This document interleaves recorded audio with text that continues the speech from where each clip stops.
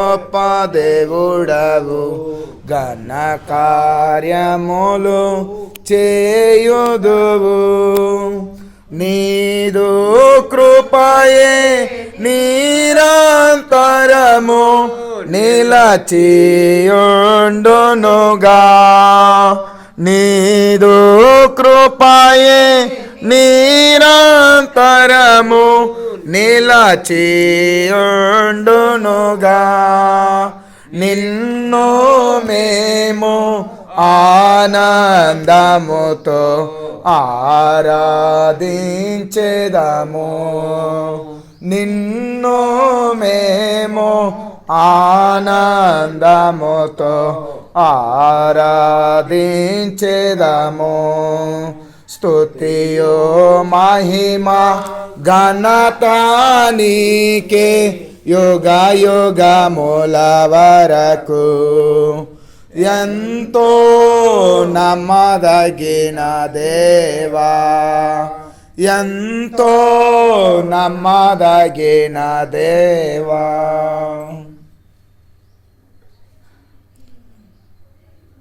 ఒక వాక్యం చెప్పుకుందాం బైబిల్లో. ఇంకో పాట పాడమంటారా? సరే, ఇంకో పాట పాడదామండి. దేవుణ్ణి స్తుతించుడి ఎల్లప్పుడు, దేవుణ్ణి స్తుతించుడి. ఆ దేవుణ్ణి స్తుతించుడి ఎల్లప్పుడు, దేవుణ్ణి స్తుతించుడి.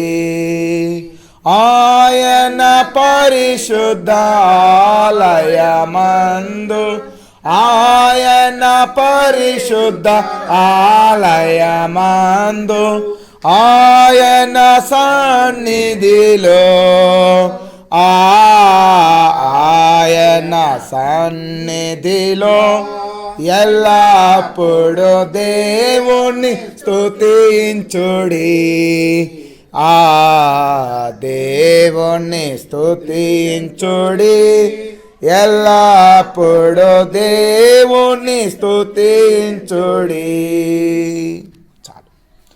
పరిశుద్ధ గ్రంథంలో చక్కటి మాట, యోహాను సువార్త 1వ అధ్యాయము 1వ వచనములో, ఆదియందు వాక్యముండెను, వాక్యము దేవుని యొద్ద ఉండెను, వాక్యమే దేవుడై ఉండెను. కాబట్టి వాక్యం అనగా ఒక శబ్దం. శబ్దాన్నే పరిశుద్ధ గ్రంథంలో ఏమని సంబోధిస్తుందంటే వాక్యము అంటుంది. అదే మాట కీర్తన గ్రంథంలో 119వ అధ్యాయంలో దావీదు భక్తుడు రాస్తాడు, నీ వాక్యము నన్ను బ్రతికించి ఉన్నది, నా బాధలలో అదే నాకు నెమ్మది కలగజేయుచున్నది. అర్థమైందా? బ్రతికిస్తుంది, నెమ్మది కలగజేస్తుంది. ఎంత గొప్ప దీర్ఘాయుష్నిస్తుంది. ఎన్ని వాగ్దానాలు అన్నాడు అన్న? 800 వాగ్దానాలు. అన్న మీ వాగ్దానం ఏంటంటే, నా వాగ్దానం కాదు కానీ నాకు బైబిల్లో ఉన్న 800 వాగ్దానాలు నావే, అన్నీ నాకే కావాలా అని అన్నాడు. సరే అన్న, మీ వ్యక్తిగతంగా ఈ సంవత్సరం ఏం వాగ్దానం ఇచ్చారన్న అంటే, అన్నకున్న ఆతృత, అన్నకున్న ఆశ ఏంటంటే 800 వాగ్దానాలే దేవుడే ఇచ్చాడు, అంతకంటే ఇంకా శ్రేష్టమైనది ఏముంది అని అన్న యొక్క విశ్వాసాన్ని, అన్న యొక్క నమ్మకాన్ని సాక్ష్య రూపంగా ఒక చక్కటి మాట తెలియజేస్తుంది. అలానే కృష్ణారావణ గారు కూడా చాలా చక్కగా మరి దేవుని యొక్క వాక్యాన్ని అందిస్తూ వచ్చారు పాటి క్యాలెండర్లు. అయితే దేవుడు అన్నగారి యొక్క పరిచర్య ద్వారా కూడా దేవుడు కృప చూపుతూ ఉన్నాడు. ఆ విశ్వాసం, నమ్మకం మన జీవితంలో ఇంకా సజీవ లెక్కలో ఈ విధంగా కలుసుకోవటానికి రుజువు కృప. ఆయన కృప ద్వారానే మనం ఇలా కలుసుకోగలిగామంటే, ఆయన కృప లేకపోతే మనం ఇలా కలుసుకునే వాళ్ళం జీవించలేము కూడా. కాబట్టి ఈ విధానంలో దేవుడు ఇంకా మరింతగా మనల్ని ముందుకు తీసుకుని వెళ్ళి బలపరిచేదాని కొరకే దేవుడు కృప మరింత కాపుదల సమృద్ధిగా ఇచ్చునుగాక ప్రార్థన చేసుకుందాం. పరిశుద్ధమైన మా తండ్రి, అద్వితీయ సత్యదేవ యేసుక్రీస్తు ప్రభు, నీ ఘనమైన నామమును బట్టి వందనములు స్తోత్రములు చెల్లిస్తూ ఉంటున్నాము నాయన.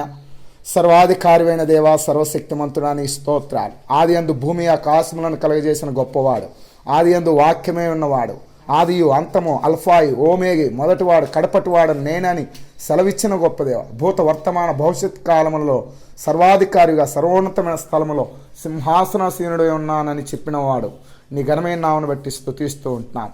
ఈ 2026 సంవత్సరంలో దేవా ఈ మొదటి మాసములో ఈ విధంగా నాయన మా ప్రభువా ఈ 16వ తేదీ నాడు మీ యొక్క దాసుడు నాయన మా ప్రభు అన్నగారిని కలుసుకోవడానికి కృపనిచ్చినారు తండ్రి. స్తోత్రాలు మా ప్రభు దయ చూపించండి. మా జీవితాల్లో మీరు ఇస్తున్న కాపుదల కొరకై స్తోత్రాలు, మీరు ఇచ్చిన వాగ్దానాల మేరకై స్తోత్రాలు, దయ చూపించండి. అవును నాయన మీ ఏర్పాట్లో తండ్రి మీ యొక్క కృపలో మీ దాసులకు ఇస్తున్న ఆరోగ్య ఆయుష్ను బట్టి స్తుతిస్తూ వారి యొక్క మా ప్రభు కుటుంబ సంబంధికులు మనవరాలను బట్టి స్తోత్రం, తోడబెట్టిన రక్త సంబంధికులను బట్టి ప్రార్థిస్తూ ఉంటున్నాం నాయన. వారు గత సంవత్సరంలో నాయన వారికి ఇచ్చిన స్వాస్థ్యములో కొంత నాయన మా ప్రభు అమ్ముకొని గుంటూరులో చక్కటి ఇల్లు కొనుక్కోవడానికి కృపనిచ్చినారు తండ్రి. దీవించి ఆస్వాదించండి. వారు నీ సేవకుల నిమిత్తం విశ్వాసుల నిమిత్తం చేస్తున్న పరిచయను బట్టి దీవించి ఆస్వాదించు.